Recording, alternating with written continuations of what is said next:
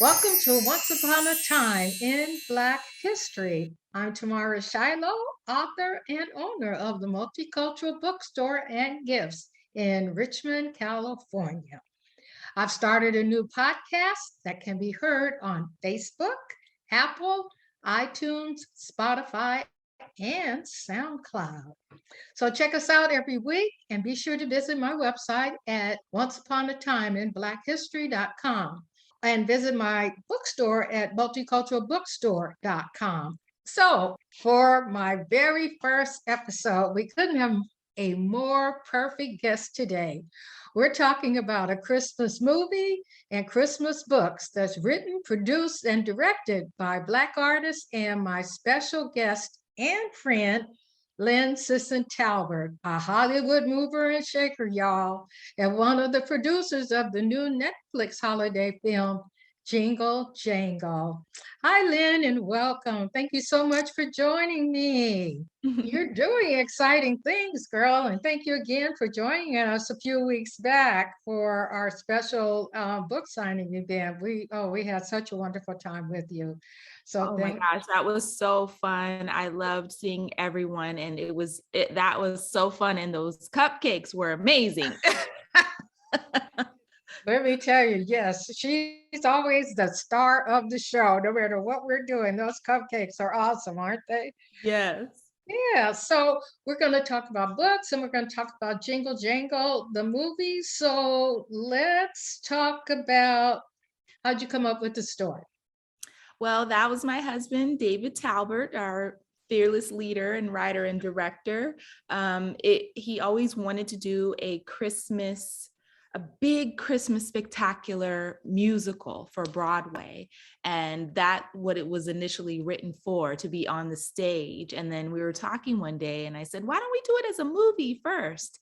And that's when the wheels started turning and what this movie could be, and still having the essence of stage, but in film version and with the visual effects, and just we threw everything but the kitchen sink at it, period, dance, music, children, visual effects. So it was really a 20-year passion project for him, as far as even getting it done and us trying to push it through to get it made. And it was absolutely a dream come true, because we are such fans of the old school musicals and children's stories like Mary Poppins and Chitty Chitty Bang Bang and Willy Wonka and the Chocolate Factory. So we wanted something big like that, but that showed us as children, because we didn't get to see that as kids, and wanted that for children all over the world to be able to see themselves in this film. So Oh my that's gosh. the It big thing. was spectacular. I've seen it 4 times. Thank you. I really enjoyed it. Oh my gosh, yes. So the movie idea came before the books? Yes, the movie was before the books, which usually never happens. It's usually they're based on the books. But it Exactly. was, the script first for the film. And then from that, I wanted to expand the world. I always said in a film that we would do like this, I want to expand this world so that it's with us forever. Every holiday season, I want us to think Jingle Jangle and Journey and Geronicus, just like we do some of the other classic holiday films. And that's really the whole idea behind it. Doing the books, that song, which was the first book, The Square Root of Possible, inspired me so much throughout the film that I thought it would be a perfect book to share with children, and to open up that world and illustrate these beautiful characters that we saw on screen. And so that's where that came from. And from that book, next was our latest one, The Perfect Gift. And then I didn't want to leave out our older children with the middle grade book of, Jingle Jangle, The Invention of Geronicus Jangle, and our wonderful grandmother in the film, Felicia Rashad, her playing the grandmother, and she's known for also doing audiobooks. She was so kind to bless us with her voice and do the audio version of Oh, Jingle Jangle, wonderful. The Invention of Geronicus Jangle. So how did you get Forrest Whitaker and Felicia Rashad to do the movie? Yeah, so Forrest, David's actually known for years. We were Okay. going to work on another project a long time ago. It was actually another book, Baggage Claim, that we were going to work on a long time ago, bringing that film to life. But of course, Forrest is a busy man and was in the middle of production with something else. So he always stayed in touch, and Forrest is just always such a kind and giving person. And so when it was time for Geronicus, David met up with him in New York, and Forrest said to him, he said, so do you want me to do your movie? Do you want me to be this part? And he's like, I need you to be this part. He said, I need you to be there not only to lend your talent and do the film, but also as a big brother and a filmmaker yourself, to help guide me and support me through this process.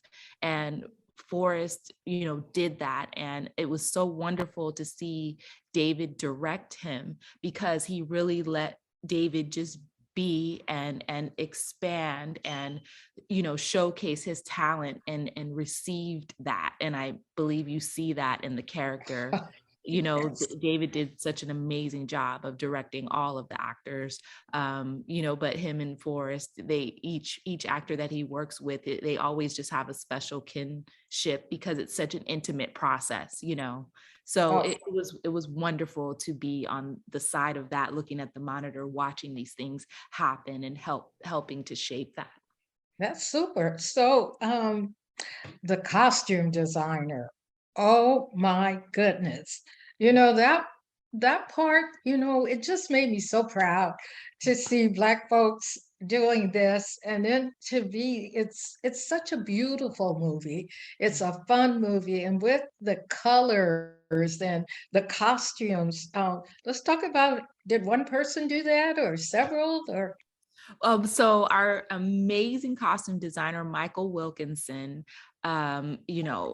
phenomenal designer. He's nominated for Academy Awards. I mean, his work is incredible, and he was so open to what we wanted to do with this oh, period piece, and brought so much talent to the table. We wanted to layer the costumes with the African fabrics, because in our minds we're thinking, you're only 1 or 2 generations from where you came from, so that would have been infused in the period as well. And it was something different. We kind of coined this phrase, Afro-Victorian oh, style, which is what we did. okay. And by including the natural hair as well, instead of doing the typical wigs, we just really wanted to make it our own. So Michael had a full team of people, and we all worked really closely together to create, the costumes for this world. He flew to different parts of the country to get the fabrics, and imported the fabrics. The shoes were even handmade in Italy. If you look at even Gustafson's and Journey's boots, those are all one of a kind original styles that we had made for the film. So the details are there with every piece. And Michael is just amazing and wonderful, so open to really infusing culturally what we wanted to bring in. And I just love him. Oh my goodness, that's awesome. So now I have to look at it again to pay attention to the clothing. I knew it was cool and great and beautiful, but now I want to really pay attention. So, Yes. the other thing in the movie that I noticed, but it took me 2 times, I think, to really see them, and those are all the Black inventors and scientists names on the store fronts and on the backs of trucks, sides of trucks. So, how did that all come about? Well, this movie meant so much to us, and being in this magical world, and knowing, who were we back then in that period. And there's so much history that isn't recorded about us. And it doesn't mean that it's not true or it doesn't exist, as we all have found, and I know you're a huge supporter of. So this was our chance to give some love, support, and awareness to those that came before us. So we named all of the storefronts after inventors or innovators in their field, so that it could be kind of an Easter egg for people to see. You'll see Tharp music named after Sister Rosetta Tharp in the town square. Right. She was known as the, queen of rock and roll, and invented that whole guitar riff, that you hear in Yeah. rock Yeah. and roll today.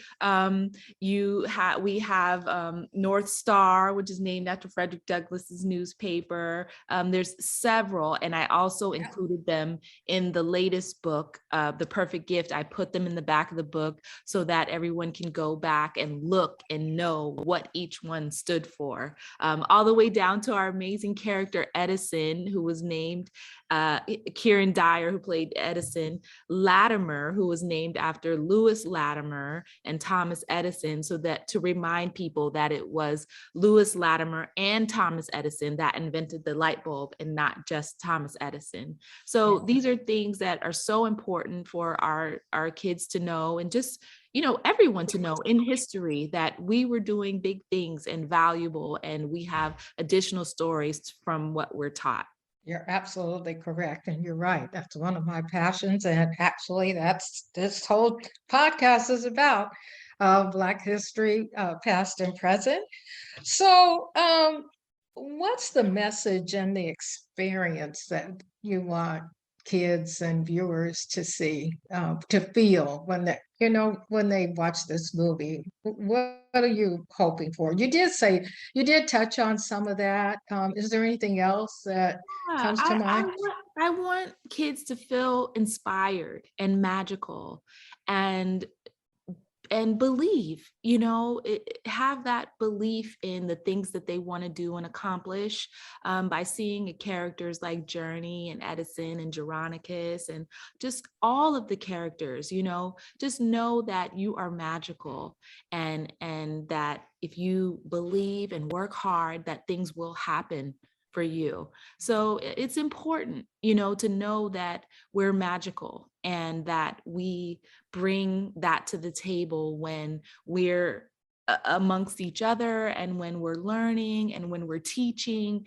And that's really what it is. It's about being inspired, being entertained, being on an emotional roller coaster, be it, you're laughing one minute, you're singing the next, and you're crying the next because you're touched by something.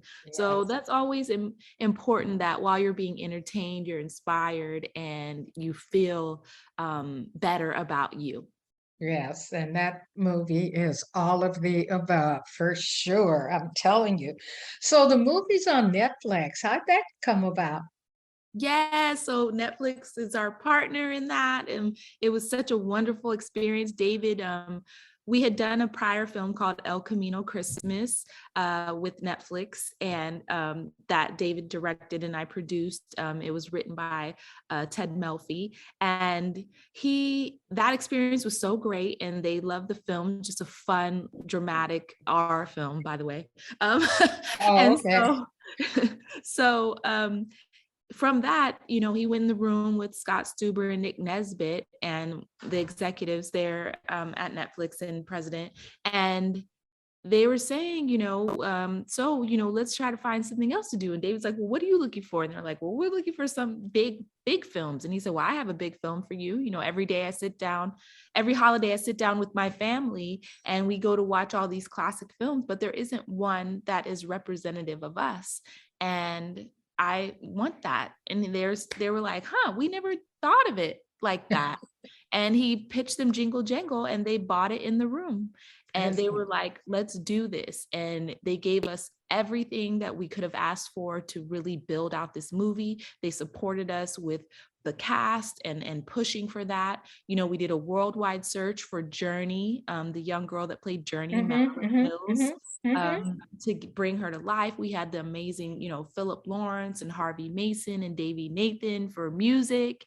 And, Ashley Wallen was our choreographer who choreographed The Greatest Showman. So we had a dream team, with David, Talbert, of course, and Michael Wilkinson and Sharon Martin, and just all of these people coming together for a common mission and goal to make this amazing film. John Legend, came on board and did a song and produced the film, Mike Jackson. And, John Legend even said, I am so excited about being a part of this and doing this because this is something for my little girl to see. Exactly. She is going to see herself in this. So it was things like that where we were all inspired and touched by what it meant to us and what it meant to our children and other children and the children in us, the child in us. Oh, So, yes.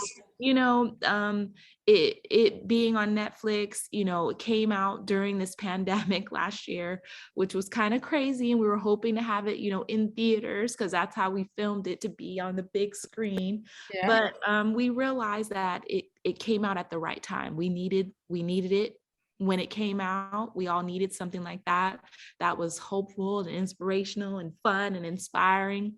And we were just grateful to be able to give that to the world. Super. Oh my gosh. Well, you did. Hey, everyone. You're listening to Once Upon a Time in Black History. I'm your host, Tamara Shiloh, and our special guest today is Lynn Sisson Talbert. You mentioned about the theater. So is there a chance that maybe for a small amount of time they'll put it out on the big screen? Maybe? I mean, that is my prayer and my wish. I Oh, hope at okay. some Okay. point we'll be able to do that. We're pushing for that. So keep your fingers crossed. But in the meantime, we are still working to create the stage production. So hopefully in the next couple of years, Jingle Jangle, A Christmas Journey will also be on a Broadway stage and touring during the holidays. So we'll keep you all posted with that as well. Okay. One last question about the movie. How long did it take? Oh my goodness. So we were in London shooting for 8 months. So I had to Okay. pack up my family and move to London. We got back in August of 2019. And then we were doing the post all the way up until probably close to when the movie was going to be released, maybe like a month or so. So I feel like October. Yeah, it was October. So it was a Okay. whole nother year of post. And then remember, pandemic hit and we Right. ended up having to post it from home, which was crazy. Even doing the score and everything. We had the orchestra in London and we're in Los Angeles. Oh And gosh. David's directing the orchestra from Zoom. It was pretty intense, pretty crazy. Yeah. So Yeah. I guess all in all, probably about 3 years. Okay. Yeah, Okay. just to film it, just to film. Yeah. Wow. Wow. Well, it was certainly worth the wait as far as I'm Yeah. concerned at any rate. Yes. So, one last question. So, growing up, was this a dream of yours to write and produce and be an actress? You know what? As a little girl, I did probably like play around. I never thought like, oh, I want to be an actress and pursue that, when I was younger, but I knew that I wanted to be entrepreneurial in what I was doing and something within entertainment because I loved, something within the arts because I Yeah. loved being a part of the arts and creating things and making things beautiful. So, my dad having his own business and me working in his office, he's an optometrist in Las Vegas, Nevada, and just those things you learn how to build and create something that is yours and that has your family name on it. So from that perspective, I was very familiar with that when we started off in theater and touring around the country and serving this amazing audience that we serve. And so I felt like it was always going to be something in the arts. And then once David and I met, it just all clicked and I didn't know I was producing, but I was. Yeah. How about that? So, what's up next? Do we get a new book? Do we get a new movie? What are we Yes. getting? So we got the new book, The Perfect Gift, Okay. which was recently released. And then we're going to have a Jingle Jangle shop coming out probably in the next few days. Okay. Actually, yes, it's going to have some amazing apparel and gear with all of our wonderful Jingle Jangle characters. So follow me on Instagram at Linsis and Talbert, and we'll keep you posted on that so you can get some stuff for your kiddos for the holidays. And Oh, we're working on some other projects now, some other films and new books as well. So we okay. will, you'll be the first on my list to know about it, and we'll keep you posted. And you follow us, and we'll keep you, in the know. In the know. Well, great, sweetie. Thank you so very, very, very much. Thank you. It's been my pleasure to have you on my very first podcast, so Once Upon a Time in Black History. And I do want to mention that you and your son are in the movie, peering out of a window. Was it in which shop? Do you remember? Can you tell me? Yes, in Jangles and Things, we're looking through the window of Right. Jangles and Things when Okay. Monica starts flying. And thank you Yeah. so much, Tamara. You've been such a huge support, and we clicked from doing our reading last year of Square Root of Possible. So I'm just so grateful for all that you do for your community, and I'm glad that I could just be a small little support of that. Oh, well, thank you so much. It's been a blast having you as my first podcast person, my feature. So thanks for sharing with us about your two books, The Square Root of Possible and The Perfect Gift, along with your movie, Jingle Jangle. You have a wonderful holiday, and we would really love to see you again, maybe during Black History Month. We can look at doing something, right? Okay. Absolutely, absolutely. I look forward to it, and happy Okay. holidays to everyone. Thank you. Same to you. So I'm Tamara Shiloh. Thanks for tuning in this week and let us know what you think about Once Upon a Time in Black History by visiting our website, onceuponatimeinblackhistory.com. Okay, take care and see you next time. Bye-bye.